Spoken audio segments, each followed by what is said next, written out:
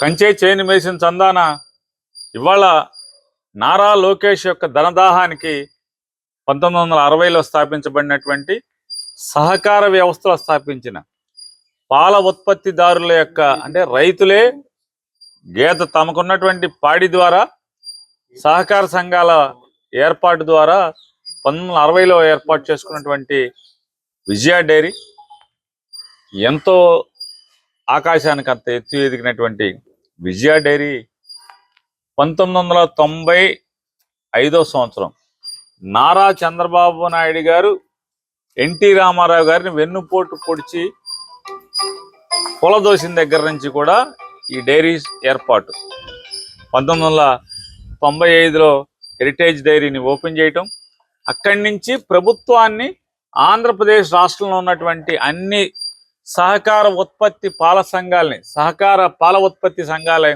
అన్నిటినీ కూడా నిర్వీర్యం చేస్తూ నాశనం చేస్తూ వస్తున్న పరిస్థితులు. చంద్రబాబు గ్రహణానికి, చంద్రబాబు దాడికి, చంద్రబాబు కుట్రలకి ఎదురొడ్డి నిలిచి 3 డైరీలు నిలబడినాయి. దాదాపుగా ఆంధ్రప్రదేశ్ రాష్ట్రంలో 3, 4, 5 ఉన్నాయి. ఈ 4, 5లో చిత్తూరు డైరీని అయితే సర్వనాశనం చేసిన పరిస్థితి నారా చంద్రబాబు నాయుడు గారు, ఇది రైతుల సంఘాన్ని. కానీ ఈ తట్టుకుని విశాఖ డైరీ, విజయ డైరీ, సంగం డైరీ, ఇంకేదో రాయలసీమలో 1-6 డైరీలు మిగిలినాయి. అనంతపురంలోనో లేకపోతే కర్నూలులోనో మిగిలినట్టున్నాయి. ఈ డైరీలన్నీ కూడా ఒక్కొక్కటి నాశనం చేసుకుంటూ వచ్చేస్తున్నారు, కబళించుకుంటూ వస్తున్నారు. ఇవాళ విజయ డైరీ అనేది మండవ జానకి రామయ్య గారు ఎక్కిన ఇక్కడి నుంచి, అప్పుడు నారా చంద్రబాబు నాయుడు గారు ఉన్నప్పుడు మండవ జానకి రామయ్య గారు ఉండేవాడు. తెలుగుదేశం పార్టీ స్థాపన దగ్గర నుంచి ఆయన అంటే ఎన్టీ రామారావు గారికి కుడిభుజంగా పనిచేశాడు మండవ జానకి రామయ్య గారు. ఆయన రామారావు గారికి ఆత్మీయుడిగా ఉండేవాడు, ఆప్తుడిగా ఉండేవాడు. చంద్రబాబు ఎక్కిన దగ్గర నుంచి నువ్వు దిగిపో, నీకు దిగిపో అని చెప్పంటే ఆయన తిరగబడ్డాడు. విజయ డైరీని తిరగబడటమే కాకుండా చంద్రబాబు ఒత్తిడికి ఎక్కడా లొంగకుండా విజయ డైరీని బతికిస్తూ వచ్చాడు. ఆయన దురదృష్టవశాత్తు ఆయన ఆరోగ్యం క్షీణించింది. తర్వాత మెల్లగా చలసాని ఆంజనేయులు గారు వచ్చాడు. చలసాని ఆంజనేయులు గారు వస్తే ఆ చంద్రబాబు అనుకున్నాడు, మన కార్యకర్త కదా, రైతు సంఘం టీడీపీకి రైతు సంఘం అధ్యక్షుడిగా పనిచేస్తున్నాడు, యాక్టివ్గా తెలుగుదేశం పార్టీలో బాగా జెండా మోస్తున్నాడు కదా, మనం చెప్పింది ఎక్కడ పెడితే అక్కడ సంతకాలు పెడతాడు, విజయ డైరీని నాశనం చేసేయచ్చు అని చెప్పి అనుకున్నాడు. చంద్రబాబు తలిచింది ఒకటైతే జరిగింది ఒకటి. మండవ జానకి రామయ్య గారి బాటలోనే చలసాని ఆంజనేయులు కూడా కుర్చీలో కూర్చొని దగ్గర నుంచి ఆయన సంస్థ కోసమే ఆలోచన మారిపోయినట్టుగా మనకు కనపడుతుంది. లోపలికి వెళ్ళేప్పుడు ఎట్టాయాలని అక్కడ కుర్చీలో కూర్చున్నాక మాత్రం మండవ జానకి రామయ్య గారు ఎట్లా అయితే బతికాడో అదే రకంగా సంస్థని బతికిస్తాకే చూశాడు. ఇవాళ విజయ డైరీ 1000 కోట్ల టర్నోవర్తో, అంటే పాలు ఒకటే కాదు, 2.5 లక్షల పాల సేకరణే కాదు, రైతుల నుంచి పాల సేకరణతోనే కాదు, బై ప్రోడక్ట్స్ మీద విపరీతంగా లాభాలు ఆర్జిస్తుంది. ఆ సంస్థ 3 పూలు 6 కాయలుగా ఉంది. ఈ హెరిటేజ్ కోసం ఎవరిని వదిలిన పరిస్థితి, వాళ్ళ డబ్బు కోసం, వాళ్ళ ఆస్తులు పెంచుకోవడం కోసం, సంపద సృష్టి కోసం నారా చంద్రబాబు నాయుడు గారు కానీ, నారా లోకేష్ నాయుడు గారు. చంద్రబాబు నాయుడు గతంలో ఇట్టాగే గుంటూరు జిల్లాలో ఉన్నటువంటి సంగం డైరీని కూడా లోపరుచుకుంటాకి శత విధాల ప్రయత్నం చేశాడు. దూడిపాళ నరేంద్రకి మంత్రి పదవి ఎరేసాడు, లొంగకపోతే మంత్రి పదవి నీకు కావాలంటే నువ్వు సంగం డైరీని వదిలేయమన్నాడు. నాకు మంత్రి గింతొద్దు, నాకు సంగం డైరీ కాదు చాలే అని చెప్పి దూడిపాళ సంగం డైరీతో సరిపెట్టుకుని దాన్ని సంగం డైరీకి ఆగాడు. సంఘం లేదా విజయ, విశాఖ, ఈ కోస్తాలో ఉన్నటువంటి ఈ 3 సంఘాలు ఇవాళ గట్టిగా వ్యాపారం చేస్తున్నాయి. హెరిటేజీకి ఎక్కడా కూడా సందేవకుండా, హెరిటేజ్ పాలు కానీ, హెరిటేజ్ ఆస్తులు కానీ, హెరిటేజ్ వ్యాపారం కానీ పెరగకుండా ఈ 3 డైరీలు హెరిటేజ్కి అడ్డంకిగా మారినాయి, పెద్ద గోడగా మారినాయి. దానికోసమనే ఒక్కొక్క దాన్ని లొంగ తీసుకుంటా అక్కడ అవ్వలేదు, ఇక్కడ మొదలుపెట్టాడు. ఇక్కడ మొదలుపెట్టి చివరికి ఏ స్థితి అంటే అదృష్టవశాత్తు విజయ డైరీ అదృష్టం, ఆర్టీసీ అదృష్టం ఎట్లా వచ్చిందంటే నారా చంద్రబాబు నాయుడు గారు 2004లో పడిపోవటం, 10 ఏళ్ళు చంద్రబాబు నాయుడు అధికారం లేకపోవటం, రాజశేఖర రెడ్డి గారు వచ్చి మండవ జానకి రామయ్య గారు ఆల్మోస్ట్ ఎన్నిసార్లు రాజశేఖర రెడ్డి గారిని కలిసేవాడో, విజయ డైరీ కోసం సహకారాన్ని అర్థించేవాడో, అలాగే ఆయన పొందేవాడో.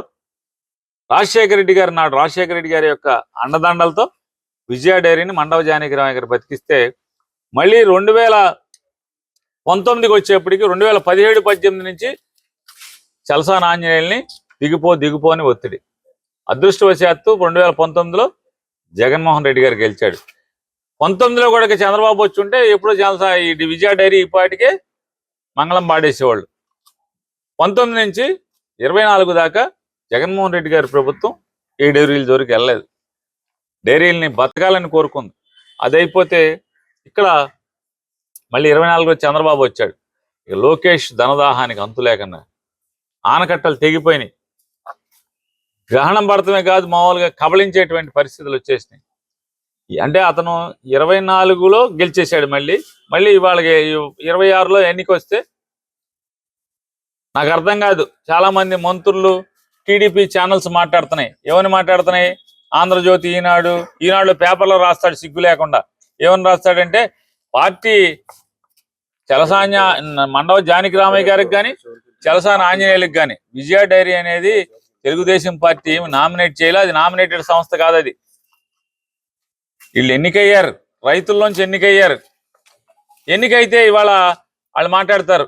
ఈనాడులో రాస్తాడు ఏమని, పార్టీ ఇంకొకరిని వీడికి అవకాశం ఇచ్చింది, దీపం అంటే దిగట్లేదు, అందుకోసమని ఇంకోడిని పెట్టడం కోసం ఇతను ఒత్తిడి చేస్తున్నారని చెప్పి మాట్లాడారు సిగ్గు లేకుండా. పార్టీకి ఏం సంబంధం? అది కంపెనీ యాక్ట్ మ్యాక్స్ చట్టం కింద ఉన్నటువంటి విజయ డైరీ కంపెనీ యాక్ట్లోకి మారిపోయింది. ప్రభుత్వం యొక్క అంటే దాని కంట్రోల్ కానీ, ప్రభుత్వం యొక్క మానిటరింగ్ కానీ దాంట్లో లేవు. అది కంపెనీ చట్టం కింద. హెరిటేజ్ ఎంత కంపెనీయో విజయ డైరీ కూడా అంతే కంపెనీ. సంఘం అదే కంపెనీ, విశాఖ అదే కంపెనీ. మ్యాక్స్ చట్టం కింద మారినాయి కదా. మరి కంపెనీ యాక్ట్ కింద మారినటువంటి ఒక సహకార వ్యవస్థలో ఉన్న ఒక కంపెనీ, పబ్లిక్ లిమిటెడ్ కంపెనీ లాంటిది అది. మరి ఆ కంపెనీ హెరిటేజ్ కంపెనీ మీద ప్రభుత్వానికి ఏం అధికారం ఉంటుంది? అలాగే విజయ డైరీ మీద ప్రభుత్వానికి ఏం అధికారం ఉంటుంది? మీకేం సంబంధం అంటున్నా? గెలిచిన గంటలో రాజ్యాంగబద్ధంగా ఎన్నిక జరిగితే, కోఆపరేటివ్ డిపార్ట్మెంట్ ద్వారా ఎన్నిక జరిగితే, ఎన్నికైన గంటకి 2 మంత్రులు ఏమాత్రం సిగ్గుపడకుండా లోకేష్ ఆదేశాలతో ఆ విజయ డైరీలోకి వెళ్ళి చైర్మన్ మీద ఒత్తిడి చేస్తారు. ఆ ఒత్తిడికి తట్టుకొని బెదిరిస్తారు. నీ కూతురుని జైల్లో వేస్తాం, నీ కొడుకుని అమెరికా నుంచి తెప్పించి జైల్లో వేస్తాం, నిన్ను జైల్లో వేస్తాం, 2-3 ఏళ్ళు జైల్లోంచి రానివ్వకుండా చేస్తాం, కేసు మీద కేసు పెడతాం, ఇంకా 3 ఏళ్ళు మేము ఉంటాం, 3 ఏళ్ళు నేను చెప్పకూడదు తినిపిస్తామని ఎన్ని బెదిరిస్తే, ఆ ఒత్తిడికి తట్టుకోలేక అతనికి గుండెపోటు వచ్చి హాస్పిటల్లో చేరితే అసలు ఎంత నీతిమాలిన చర్య చూడండి.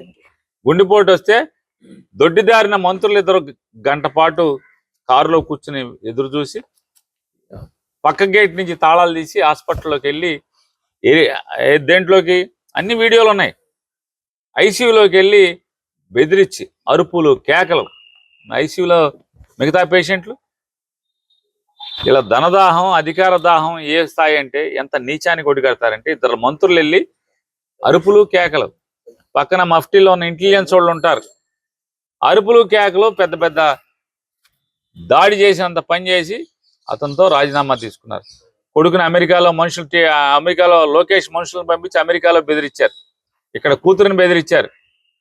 ఇవన్నీ ఎవరు చెప్తున్నారు? టీడీపీ వాళ్ళే చెప్తున్నారు. ఇవాళ గెలిచిన కొత్త నుంచి రెడ్ బుక్ పేరుతో వైఎస్ఆర్ కాంగ్రెస్ పార్టీ వాళ్ళని దాడులు చేయటం, వైఎస్ఆర్ కాంగ్రెస్ పార్టీ వాళ్ళని వేధిస్తాం, తప్పుడు కేసులు పెట్టడం, వాళ్ళ ఆస్తులు లాక్కోవటం, వ్యాపారాలను లాక్కోవటం చూసాం. అయిపోయింది. ఇవాళ పాము పిల్లలు తిన్నట్టుగా పాము తన పిల్లల్నే తింటదంటారు. ఆ రకంగా నారా లోకేష్ నాయుడు, నారా చంద్రబాబు నాయుడు ఇవాళ కూటమిలో ఉన్నటువంటి జనసేన వాళ్ళని, టీడీపీ వాళ్ళని మింగటం ఆల్రెడీ బిగిన్ అయిపోయింది. ఇప్పటికీ ఏడుస్తున్నారు. ఎవరు? చలసాని ఆంజనేయులు ఎవరు? కరడుగట్టిన తెలుగుదేశం పార్టీ కార్యకర్త, కమ్మ కులానికి చెందినవాడు. అయినా వీళ్ళకి ధనదాహం, అధికార దాహం ముందు టీడీపీ వాడు లేడు, ఎవడో లేడు, కమ్మ లేదు, కాపు లేదు, ఎవరినైనా సరే మింగేయటమే. మీకేం సంబంధం? కంపెనీ యాక్ట్ లో ఉన్న దాంట్లో మంత్రులకి ఏం సంబంధం? ఎన్నికయ్యాడు కదా, మీ నామినేటెడ్, మీరు ఇచ్చిన పోస్ట్ కాదు కదా. దీంట్లో మాకేం లేదు. నువ్వు ఆంజనేయులు కాదు, ఇంకొక వెంకటస్వామిని పెట్టుకో, మాకు అది కాదు. విజయ సంస్థని, హెరిటేజ్ కోసం ఈ విజయ సంస్థని మీరు కబళిస్తున్నారు. దాన్ని అప్పులు పాలు చేస్తారు.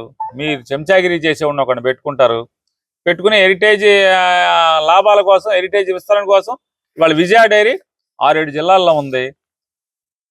ఉభయ గోదావరి జిల్లాలు, కృష్ణా జిల్లా, గుంటూరు జిల్లా, ప్రకాశం జిల్లా, ఖమ్మం జిల్లా, తెలంగాణలో కూడా చాలా జిల్లాల్లో విజయ, హైదరాబాద్లో కూడా విజయ వ్యాపారం చేస్తుంది. మరి ఇంత లాభాలు ఆర్జిస్తున్నటువంటి హెరిటేజ్కి పోటీగా ఉన్న సంస్థని సర్వనాశనం చేయాలి, మూత పెట్టాలి, దాన్ని కబళించాలి. హెరిటేజ్ వ్యాపారం, పాల వ్యాపారం విస్తరించాలి. 1000 కోట్లు వీళ్ళు సంపాదించుకోవాలి.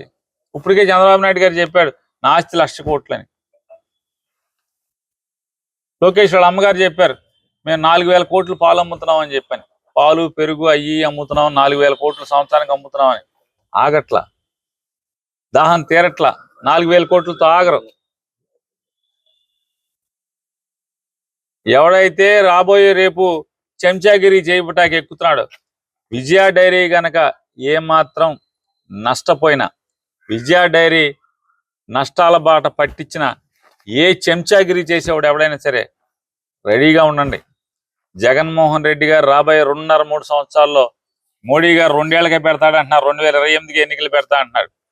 28కి పెట్టినప్పుడు జగన్మోహన్ రెడ్డి గారు ఏకంగానే విజయ డైరీని ఎవడైతే నాశనం చేస్తాకి పూనుకుంటాడో, విజయ డైరీని ఎవరైతే నష్టాల బాట పట్టించి దాన్ని మూతకి ప్రయత్నాలు చేసిన ఎవడైనా ఖచ్చితంగా ఊసలు లెక్క పెడతాం ఖాయం, కటకటాలు లెక్క పెడతాం ఖాయం. మీరు ఈ పాపానికి ప్రజల ఆస్తిని, ప్రజల యొక్క, రైతుల యొక్క ఆస్తిని మీరు కబళిద్దామని హెరిటేజ్ కోసం అని చెప్పి ఎవడు ప్రయత్నం చేసినా, లోకేష్ మాటలని ఎవడు ఆ కుర్చీలో కూర్చుని తప్పుడు ఆలోచనలు చేసినా కూడా దాన్ని పరిహారం గట్టిగా ఉంటుందని కూడా మీకు హెచ్చరిక చేస్తున్నాం.